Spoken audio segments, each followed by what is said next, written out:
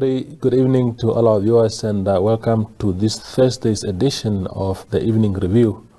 My name is Tewan Jabela and let's quickly have a look at today's headlines.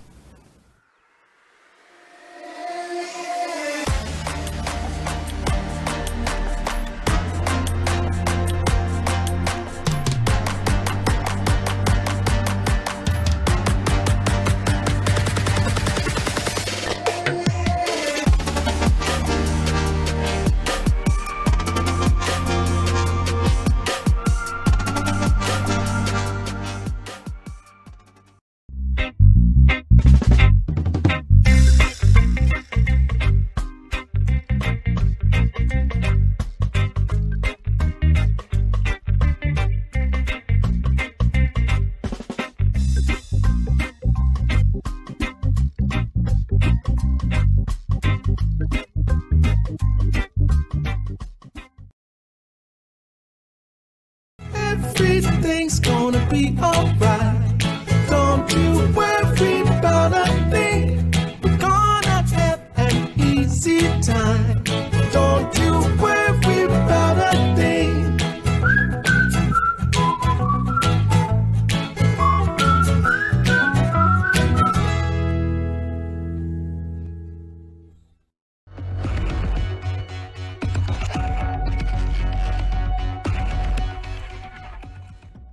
On the show, we are joined by Joseph Kalimbwe. He is Information and Publicity Secretary in the United Party for National Development. That is the main opposition party in Zambia, where a huge and hugely contested election is taking place today. And of course, we know Joseph also from Namibia. He was president of the Student Representative Council at the University of Namibia, so he's a local boy, if I can call him that way. Joseph, welcome to the show. No, thank you very much. I appreciate the fact that you invited us, and we would love to engage on this particular topic. Wonderful. Give us a sense, the elections in Zambia kicked off on Thursday. Give us a sense of what you are seeing on the ground as people making their democratic choices today. Well, it's very unfortunate. Things that are happening at the moment is that we are seeing instances.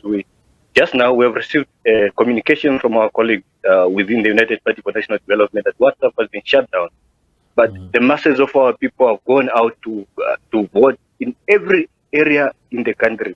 In Lusaka, it's crowded. Our people have gone out to vote because they want change. They are looking for change, and we are very impressed with the voter turnout, particularly in the capital and everywhere else in the Copper Belt, where we have a very strong presence. A lot of the masses of our people have gone out to ensure that they vote. So we're very impressed with that, although we are beginning to see now the tendencies of a very scared regime to such an extent that have turned off WhatsApp. They don't want our members to share the images and the videos of what is going on. But we're very impressed with the turnout on the ground. Indeed, Joseph. It's very funny because I tried to communicate to you on WhatsApp earlier, and all my messages on WhatsApp are still pending. Very, very unfortunate. What seems to be scaring the government so much that they are deploying these funny tactics of even switching off communication channels like WhatsApp? Well, they're afraid of the masses of our people. Our people are looking for change. For so many years, the regime of Edgar Lungu has not been able to provide them with the change that they deserve. There's been a massive unemployment among us young people. I've seen images of young people going to vote in their graduation gowns because they are clear in terms of what they want, and they believe the United Party for National Development is going to bring about that kind of change. So what has caused this scare from the government is that they know that the masses of our people are not on their side, and they don't want these kind of images and information to be shared among our citizens within WhatsApp. So it's very unfortunate, but we anticipated these things. That's why we have been telling our members to register for what is called VPN, because we anticipated the fact that even the internet could be shut down. So I could be talking to you now, and then maybe perhaps at the end of the day we will not even have the internet to be able to communicate with the international community. It's very unfortunate, but we are very optimistic that we are going to elect a new wave of UPND leadership and we can be able to provide the change that has been so much desperately needed. Indeed. And what is what are the issues? What are the key issues in this election? What are the factors that can get Edgar Lungu voted out of office, as you are predicting? What is it that is not done right over the past couple of years of his current term? Well, there's been a serious leadership crisis in the country, particularly coming from the president. And we've seen instances where the economy has almost fallen down to its knees. We've seen instances where the kwacha, which is the Zambian currency, has depreciated to an all-time low. It used to trade at 1 to 2 kwacha per US dollar, but now it's trading to 1 to 20 kwacha, which is very unfortunate. And these things have never happened before. So the cost of living has risen. There's very high unemployment levels. There's a lot of issues that the president has not been able to inspire the masses of our people around those struggles that they are facing. So they have found the need that they must be able to elect a new wave of leadership, and they have found inspiration in our political party, which is the United Party for National Development. And we've also inspired a new wave of young people to get involved in this election, because we think the struggles that they are facing could be solved if there's a better leadership and there's a leadership that can be able to look at these struggles with a keen interest to solve them. One thing that this regime of Edgar Lungu has been failing to do. So these and many other issues that are affecting our people that have made them to go out in their numbers have been a tremendous turnout, particularly across the country. And we've seen instances where some people from the ruling party are trying to rig the elections. And the masses of our people have been advocating for that thing to never happen under their belt. So we are very impressed with what is happening, particularly the people that are defending their vote. It is funny you spoke about the possibilities of vote rigging, Joseph. There's an article that I read earlier in the week, and I have it here. It was published in what is called African Arguments, and it's written by one Sishua, who says, in a fair election, Lungu can't win. In an unfair one, he can't lose. Is there also a sense that a sentiment that you share? Well, he is very right. You know, that gentleman has always been very vocal. He's a professor at the University of Zambia, and in many instances he has written those articles, and you see the regime has been trying to suppress his voice. But these are the sentiments that we share, particularly as the opposition, because had it never come to this instance, we were never going to have this president continue in this kind of direction. Our people have decided that they must vote for change. And if the vote is not rigged, the president is going.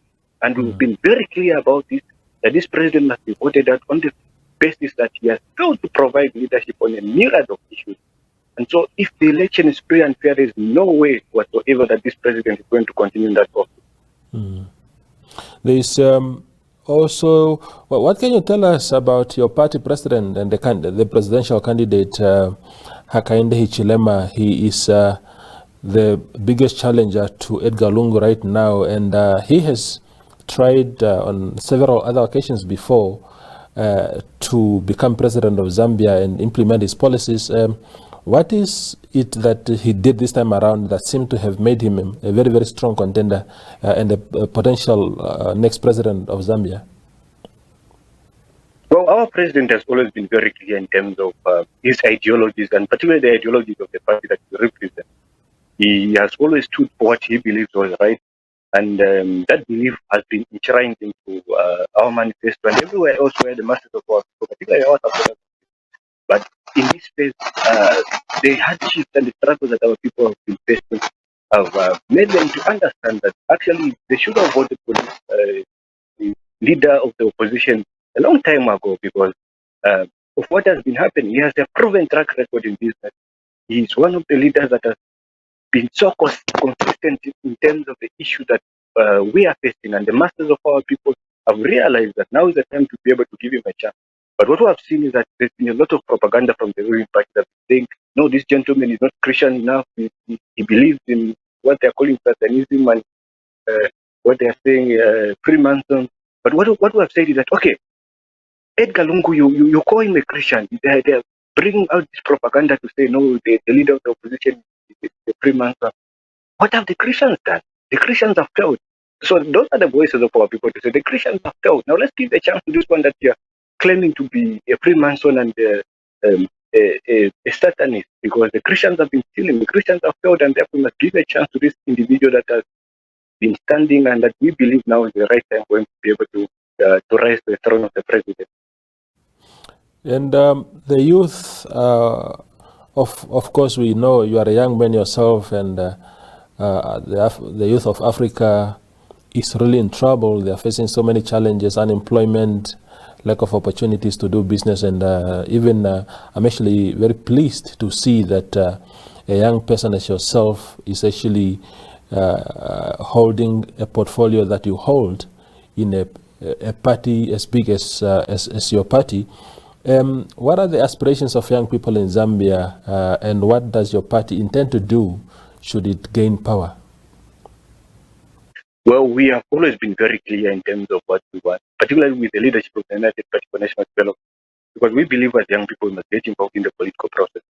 And I was fortunate enough, I'm very lucky that, I've been inspired by a lot of people, particularly people within the land of the brave. There are people that I've always looked up to, that have made me a better human being, and I look at politics in a different way. But let's not hide from the fact that we've seen a lot of young people rise into positions of leadership, and they have become salary collectors. They have not articulatively spoken on behalf of young people. They have not been able to raise key issues and speak about them the way they must be spoken. So they go into this position, they become members of parliament, they become councillors, and they begin to shy away from the real issues that the young people are facing. We are seeing those instances everywhere else across the African continent.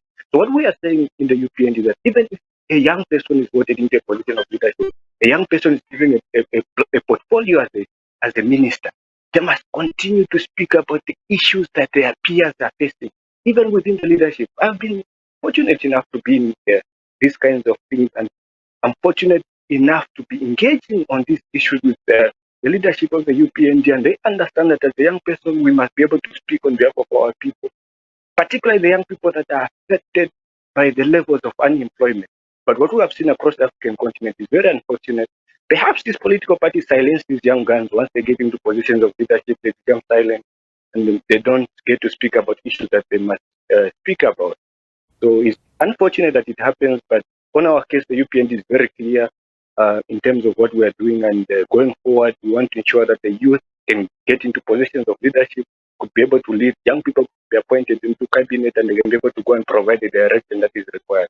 We've seen those things also with the affirmative repositioning movement. We've seen young people being appointed into positions of leadership. Others have risen to go to parliament. Some of the young people that I knew at the University of Namibia have gone to parliament, and it's impressive. We just hope that they must continue, and they will not be silenced. They will continue to speak about issues the way they must be spoken. So across the African continent and within the UPN, those are our beliefs. Yes. As we draw towards the end of our conversation, Joseph, give me a sense of, for someone that is watching this interview tonight and doesn't know much about the Zambian electoral processes.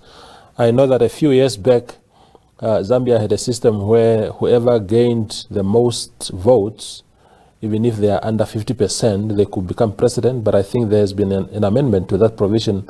It is now 50 plus 1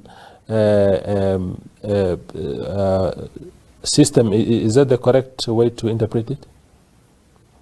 Yes, it is. The constitution was recently changed. There's what they call 50 plus 1. In the previous election, which our leadership, I believe, was hugely rigged,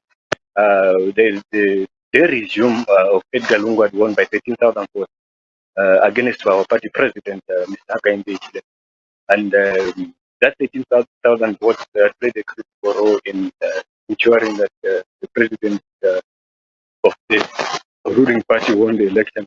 So the 50 plus 1 is basically that if you get 50%, you must have one other percent to be able to be elected into a position of the President of the Republic. But what we have seen over the past few months is that we are very capable as the opposition to be able to meet that 50+1, and that is why we want to go and win this election with a very huge landslide.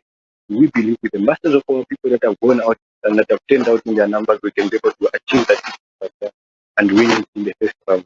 And we think going forward, and by the way, I just wanted to make it very clear that the struggles that we face as the opposition within Zambia and everywhere else in Namibia, across the African continent, these are collective struggles, that we all share. We shouldn't just leave opposition struggles to individual political parties. And within the SADC, we must be able to address these issues and, form collusions and be able to fight these struggles as a unit. So that is our submission, and we think as a United Party of this elected powers. Yeah, and just the last question then, Joseph, is if the opposition as a collective was to garner more presidential votes than the incumbent president, for argument's sake, the opposition as a collective has 60% and 40% or 30% belongs to Edgar Lungu. What happens in that case? Is it an automatic rerun of the election, or can the opposition put their votes together and find one person to sort of become the president? No. I think, as a UPND, we've got one candidate. So there's a UPND alliance that has one candidate, which is Mr. Hakainde Hichilema. So should the opposition, which is the United Party for National Development, get a 60%, the candidate is already there, and that candidate will already become president immediately after the announcement of the votes are done. And what happens in the Zambian system is quite different from the Namibian system, where you have to wait until the 21st of March for the president to be inaugurated. So if he wins today, tomorrow is inaugurated and begins to work and achieve his policies. That we believe our candidate and the leadership of the United Party for National Development can bring about that kind of collective change that going forward, we are strongly believing that we are going to provide the leadership that has been so much lacked in the country. Indeed. Joseph, thank you very much for your time and particularly for finding a way to communicate with us in Windhoek while we are in Lusaka, despite those efforts by the government to clamp down on the communication channels. So we appreciate your time.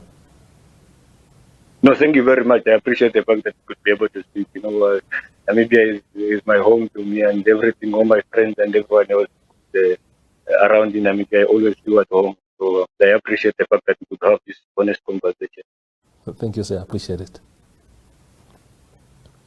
That's the spokesperson of the main opposition party in Zambia, that is the United Party for National Development, Joseph Kalimbwe, talking to us from Zambia, Lusaka, Zambia, where the country is having this massive and closely contested election, presidential election.